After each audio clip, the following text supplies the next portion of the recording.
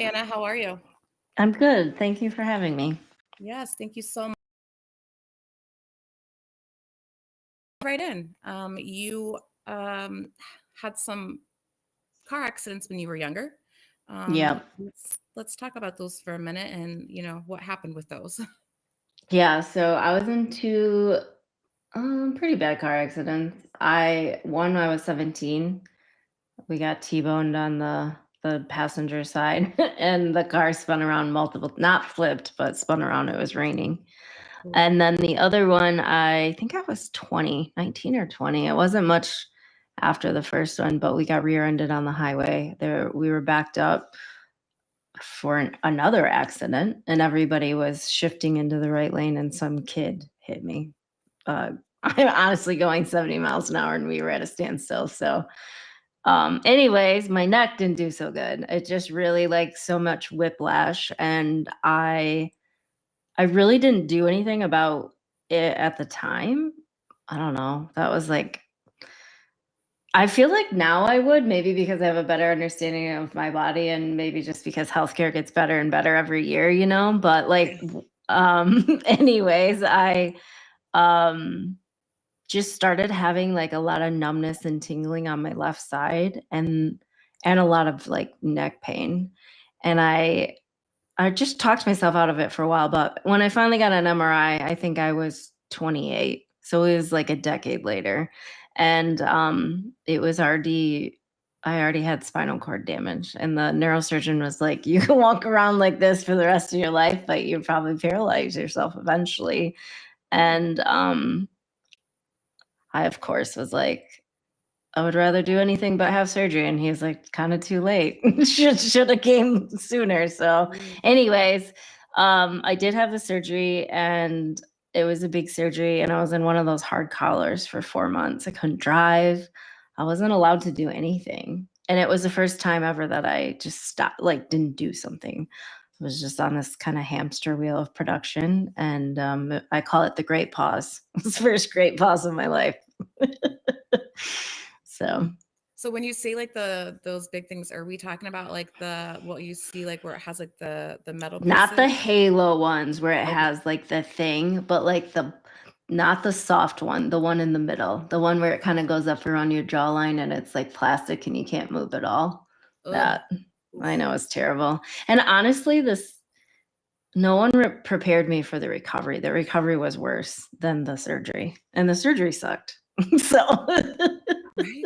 So how was the recovery? Like I'm guessing like you couldn't remove that, and if it's all the way up you here could and it's you could only take it off. It kind of goes down like over your clavicle almost, and like your back of your neck. I'm like showing you, like you can see, but the audience probably can't. So, anyways, it kind of goes down around like your collarbones ish, like in a C pattern on the front and the back, and then goes up around your jaw. And you could take it off to take a shower, which was terrifying because I was like, what if I would still, like, you weren't supposed to move your head. So you're supposed to take it off, stand like a mannequin, but still step into the shower and try not to like slip and fall. It was terrible. This is just like very, very anxiety yeah. inducing.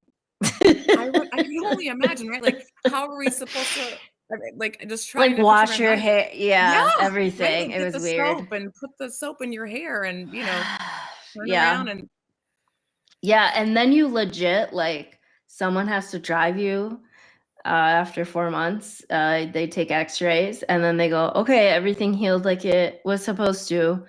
Physical therapy will reach out to you, and that's it. And it's like, I don't know. It's just so weird. There's no like, my physical therapist, thank God, was incredible. And she helped me a lot. Otherwise, I was like, I was depressed.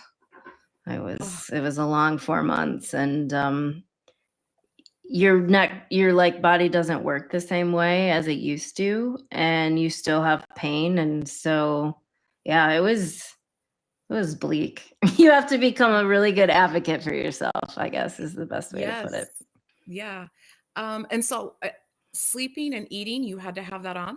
Like I feel like it'd be so hard to Yeah. eat, right? Like if it's up against your chin and you can't really. Yeah, it was yeah, sleeping was worse though. It just felt so uncomfortable, even if you just wanted to like roll over. It felt, I don't know, so unnatural to like have your head just be stationary to do that, you know? Yeah. Yeah. Did you have to sleep So with like pillows up, or were you able to like, did you have to go flat? I did sort of do the like kind of rampy thing because like I had to stay overnight one night in the hospital and the beds can like whatever. And that seemed to be the most comfortable. So I just tried to mimic that when I got home a little bit. Yeah. Uh, wow. And so how did you process like with that anxiety and all that stress? Like what was and you said you went it was, depression. How did you deal with all that? So I don't remember I had to go to physical therapy for 2, 3 months. I can't really remember. I'm 40 now, so this was 12 years ago. But I do remember just having a very frustrating, like, down day at PT, and my therapist said, "I know this isn't the same."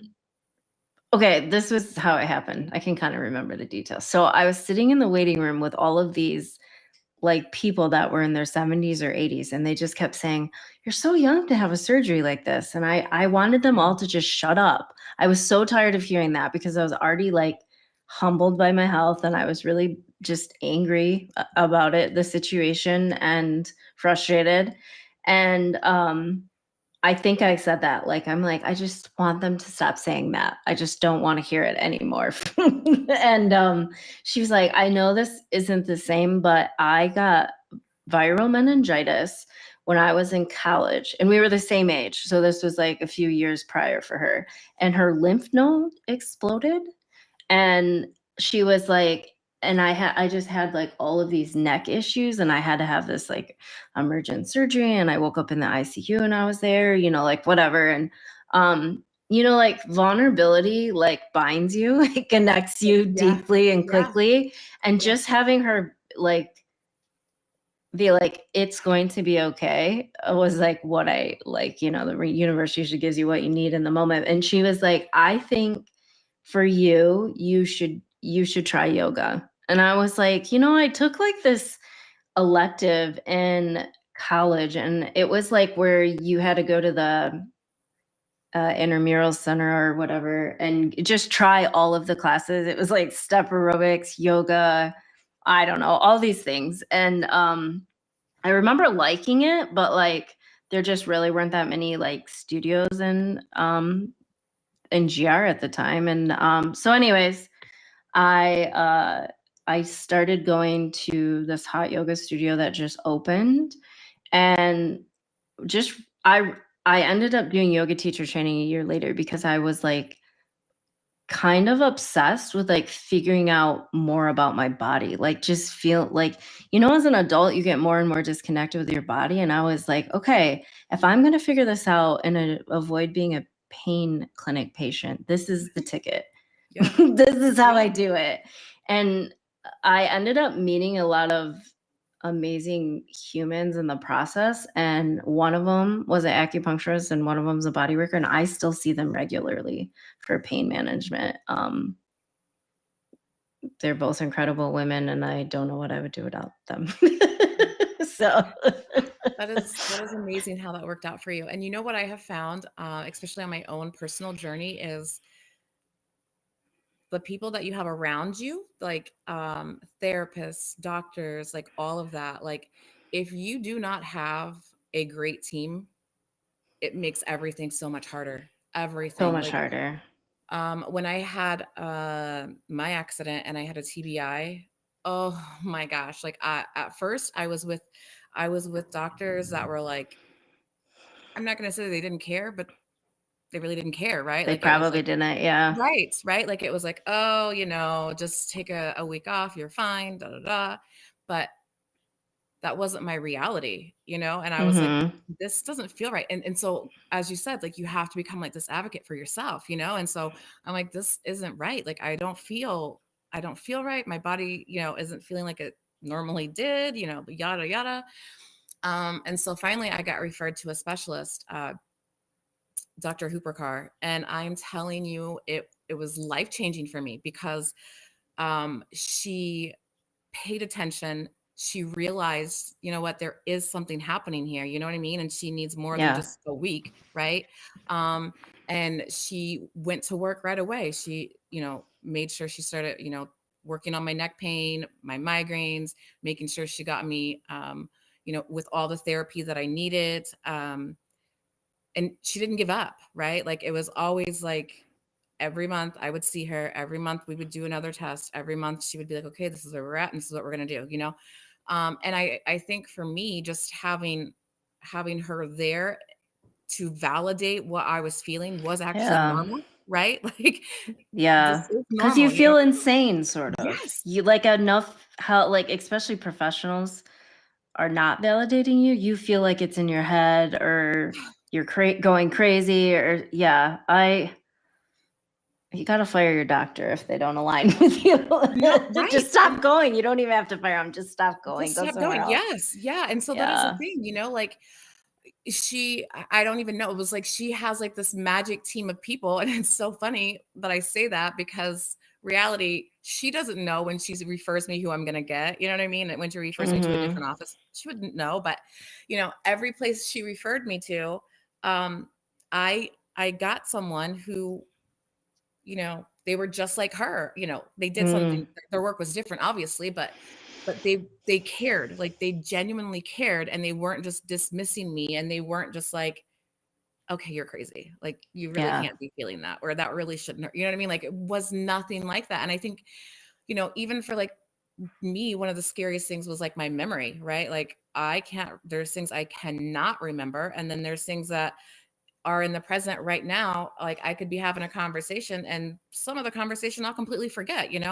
And someone who used to work in law enforcement, that's hard for me. Like that is extremely hard for me because my memory is what like.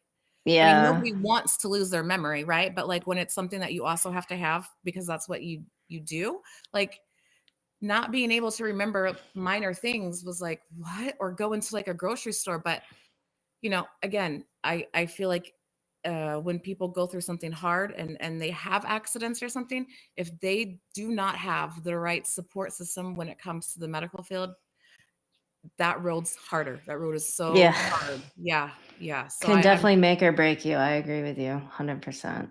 yeah, it's not fun. So I encourage anyone who has any type of issues or whatever, if you are not comfortable or you don't feel like you're being heard, look, keep searching. They are out there, I promise. Yeah. Yeah, there are amazing ones out there. So, you started doing yoga, and Mhm. came across some wonderful people that help you with your pain. So that is good. Um, Mhm. and so then how did life start working out?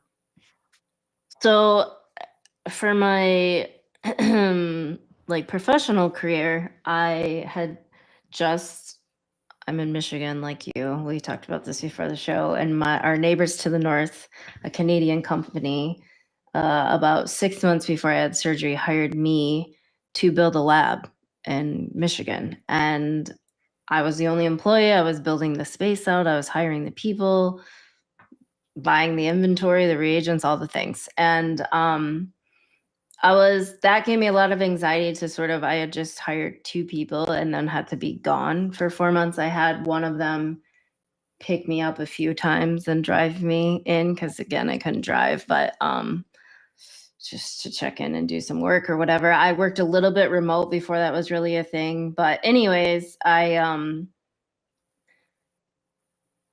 realized that I liked being challenged and I liked the opportunity.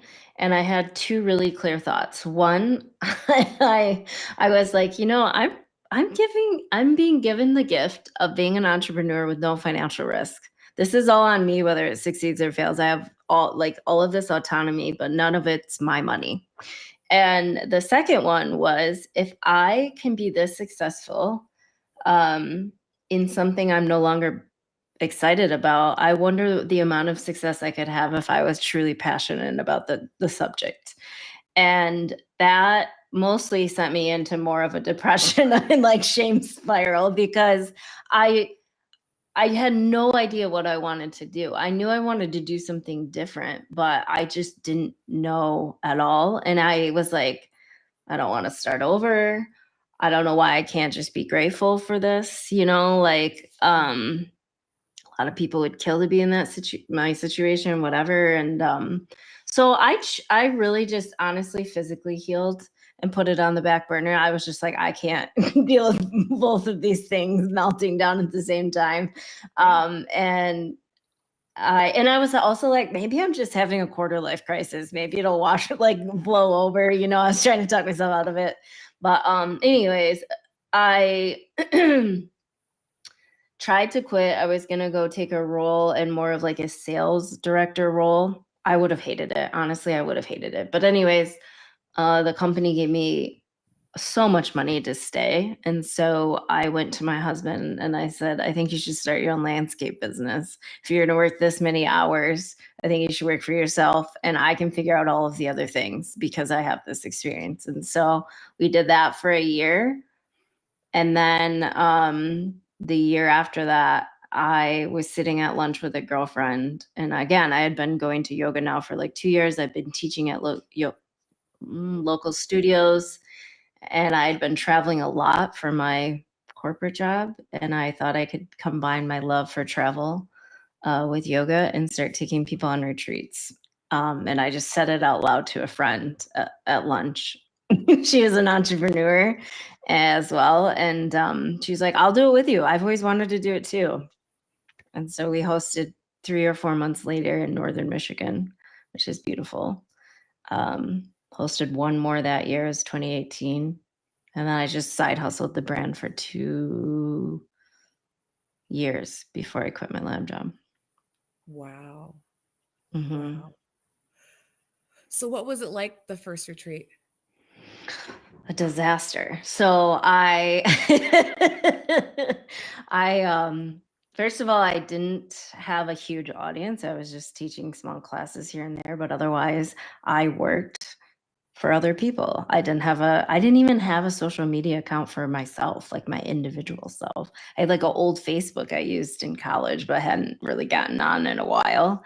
And so that took a while building an audience. And also, I went and scouted this location in the winter, in the dead of Michigan winter. And I was like, oh, it's so quiet and serene here. And then I hosted in August, and there were all these drunk golfers and like bachelor parties. It was like a completely different vibe. And I was like, oh God, no. We're supposed to be like here retreating and Yeah. relaxing. So that, and then I I always say the hardest part of hosting is getting everybody in the car. Everybody just lingers, and you want them to. You want them to like indulge and enjoy the moment and stuff, but everything always takes longer than I think it's going to, because I usually scout the areas, but it takes twice as long when there's a group of people talking and things. So, a lot of times we would come back and we'd have these little like hours of time open for meals at this resort, and by the time we got there it was cold because we were late. Oh And yeah. so the second one, and ever since then, I think I've hosted 22 times now. I've always rented private so that we don't have all of this like chaos going on that's not even a part of our group. And I've always had our own chef because I just like having more flexibility and more freedom and just moving things around when we need to. So, Yeah. So you were able yeah. to like learn from the first one to know like this Yes, is I what we're learned not gonna do those 2 again. things. Yeah, I literally was like on the second day, the retreat wasn't even over yet, and I was like, "I will never do this or this again, ever." Yeah. All like a learning process. But now, I mean, here you are, like very successful at what you're doing. So what you learned and overcame that first day, you made those Yeah. adjustments and now look at you. That's I yeah, fantastic. I like to say like I'm not doing anything that nobody else can. I don't have any formal training. I don't have any like I have years of like life experience that have kind of like punted me around and molded me, but like just hosting more and more and more has made me better. And I believe if you're not making the same mistakes, you're doing it right. Correct. Yes. See, there you go. Not making the same mistakes. You Yeah. learn and you keep going. We don't just repeat and hope for a different outcome. Yeah, you pivot or maybe you need to just quit doing that thing entirely. Either way, you'll have more information to make an educated decision to move forward. Yeah. Yes, yes, I love that. What about your husband and his landscaping company? He's so busy. And he loves it. He just loves being outside. He actually just started back this year. He takes the winters off. We don't do any snow removal or anything, but he is just very well connected with vendors and clients and things. It was I'm not saying it was easy, but it was such a smoother transition for him to just step into that role and do it on his own because he had so many more connections than me starting from scratch with the Yeah, retreat yeah, brand. But yeah. he has it took so much convincing. I'm much less risk averse than he is. It honestly probably took me like 6 months to really convince him to do it, but he's so grateful. He's no regrets. So Good, good. I'm glad that all worked out for you guys. So how can people reach you? How can people get a hold of you if they want you to help them? yeah, I retreatsthatdon'tsuck.com you can go to if you want a free travel guide. I like to give freebies, and we're also I want you to know we're sarcastic and don't take ourselves too seriously. My website though is yourwanderingroots.com if you want to see where we're retreating in the future. And then I also help other entrepreneurs plan and host their own profitable retreats. And if that's you, you can go to moneymakingretreats.com. I love that. I yeah, I love that. Um, yeah, is there anything else that you would like to share with us before we No, I think what you said of like, yeah, just keep going. That's kind of what I live by. yeah, you have to. Uh, yeah, you just can't stay in that one spot, especially when it's depression and you're sad. Yes, you need to feel it, right? You need to feel that.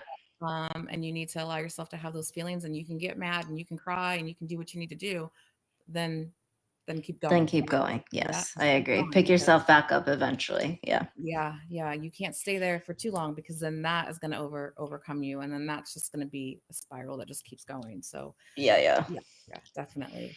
But I truly appreciate you taking the time to come on the show today. I loved speaking with you and learning more about you. And found someone in Michigan. That's Yeah. I love It that. is cool. There's not that many of us. So No, yeah, it was really no. nice. So I love that. But no.